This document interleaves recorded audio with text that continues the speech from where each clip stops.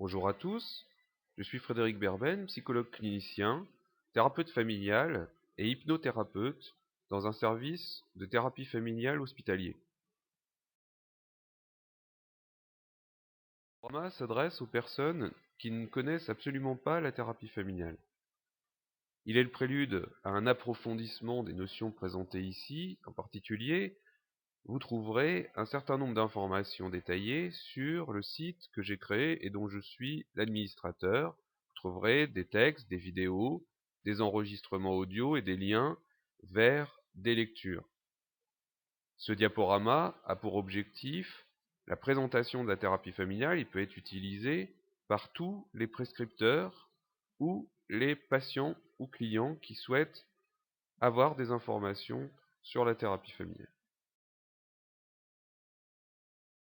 Une famille, c'est un système, et un système, c'est un ensemble d'éléments qui sont unis entre eux par des relations.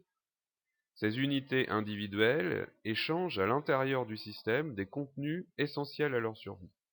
Dans la famille, il s'agit essentiellement de protection, de sécurité, d'affection et de communication.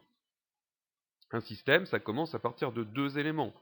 Un couple, c'est un système, mais il peut y avoir des systèmes plus complexes, avec davantage d'éléments, comme une famille avec des parents, des enfants, des grands-parents, etc.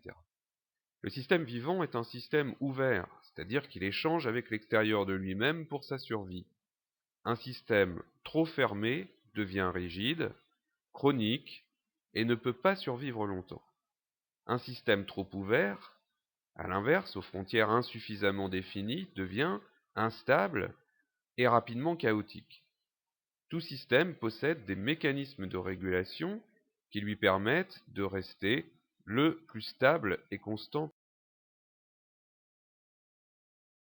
Toutes les familles passent par des étapes de vie, des cycles de vie qui sont assez semblables d'une famille à une autre. On peut relever ainsi la rencontre du couple, l'installation à deux dans le couple, l'arrivée du premier enfant, l'entrée à l'école de l'enfant, le second enfant, sa naissance, l'adolescence des enfants, ce qu'on appelle le nid vide, c'est-à-dire le départ des enfants, du dernier enfant de la maison, le milieu de vie, la retraite, etc. Chaque cycle de vie est un moment de bouleversement intense à l'intérieur des familles. Les repères établis jusque-là changent et le système se déstabilise. C'est une phase de chaos, mais c'est une phase normale de chaos. C'est une phase qui sollicite des ressources importantes dans la famille. Par exemple, l'enfant qui entre à l'école, la maman qui se retrouve du jour au lendemain reprendre son travail, à laisser son enfant sans qu'elle soit présente, le papa qui doit changer son organisation pour récupérer le soir à la garderie, etc. Tout ça représente un certain nombre de bouleversements. Tout est chamboulé, tout le temps, en permanence, dans la vie d'une famille.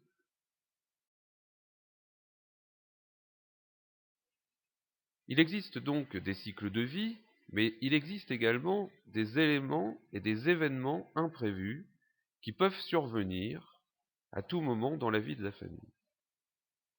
Exemple, le décès d'un parent, un accident de la route ou un autre accident qui arrive, la maladie d'un enfant, etc. Ces manifestations aléatoires impactent les éléments de la famille, individuellement, mais aussi les relations qui unissent ces éléments.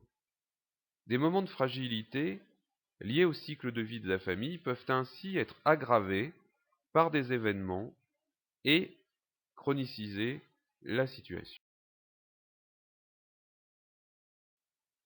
Chronicité et chaos sont liés l'un à l'autre. Ainsi, pour se défendre contre le risque d'explosion, de désagrégation liée à la situation de souffrance qu'elle vit, la famille peut être amenée à fermer ses frontières, à rigidifier son fonctionnement interne.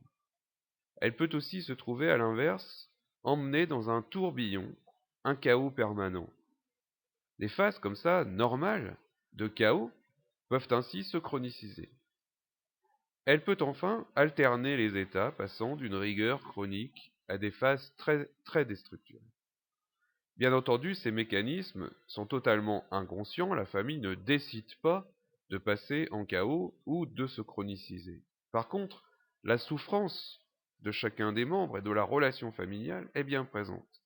Les symptômes portés par les membres sont eux aussi bien évidents.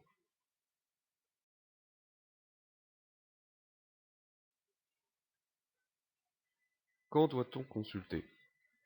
On doit consulter essentiellement dans deux situations. D'abord, quand le symptôme, la souffrance et la demande d'aide sont portés par plusieurs personnes différentes dans la famille. C'est alors tout le groupe familial qu'il convient d'aider. Les difficultés sont souvent relationnelles à ce moment-là. Deuxième cas de figure, lorsqu'une personne plus particulière souffre et présente des symptômes dans la famille, l'entourage étant soit un frein au bon épanouissement individuel, c'est un effet légitime de protection du système contre le changement, soit une ressource sous-exploitée par les thérapeutes. Dans ce cas, une thérapie individuelle opérante, par exemple, qui amène un bon changement pour le patient, déstabilise souvent l'équilibre du système familial qui s'était construit autour du symptôme. Et la famille, sans s'en apercevoir, développe des rétroactions négatives, empêchant l'amélioration de l'état du patient. La famille, dans ce cas, devient une sorte de frein au bon changement.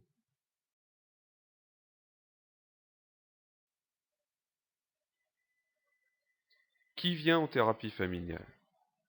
On a coutume de dire que vient en thérapie familiale l'ensemble des personnes concernées par la difficulté amenant la consultation.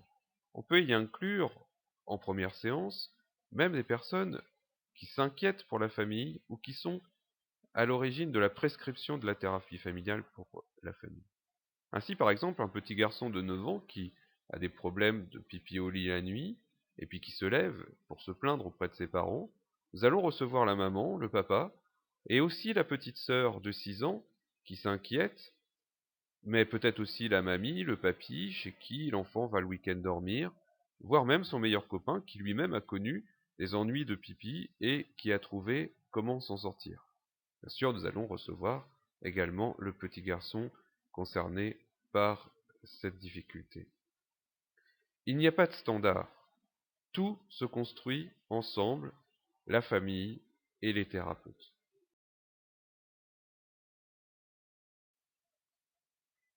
Alors comment ça se passe, une séance de thérapie familiale?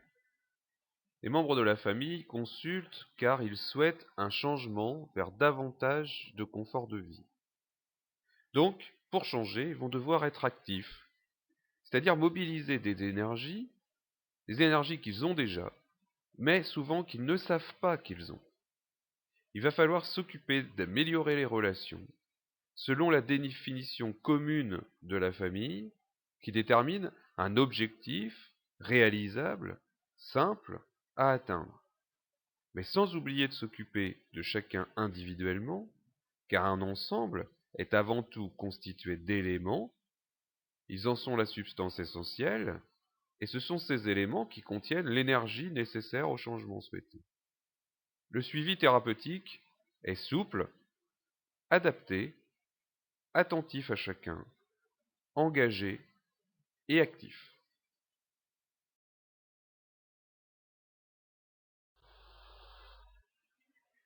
Alors l'équipe de thérapeutes familiaux présente quelques particularités. D'abord, l'ensemble constitué du thérapeute et de la famille forme ce que l'on appelle le système thérapeutique. Nous avons vu que les éléments dans un système s'influencent les uns les autres, ce qui est d'ailleurs une bonne chose en thérapie, car si le psy ne pouvait pas influencer la famille, la thérapie durerait très longtemps.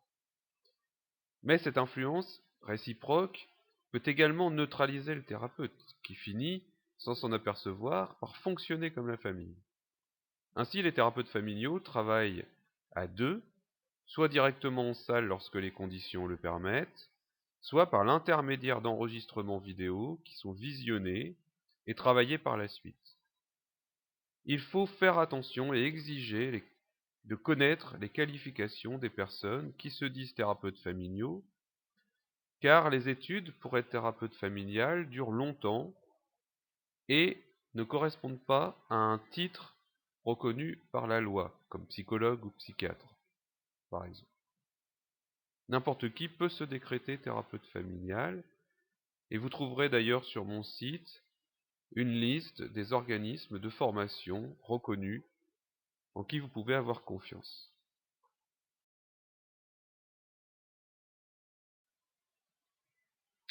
Je vous présente la salle de thérapie et la salle d'intervision du service de thérapie familiale où j'interviens. Vous voyez au premier plan le matériel vidéo et audio qui nous sert à enregistrer, à retravailler sur certaines séances après les séances de thérapie. Vous voyez ensuite au second plan la vitre sans teint et au travers de cette vitre sans teint, la salle de thérapie familiale où nous recevons les personnes.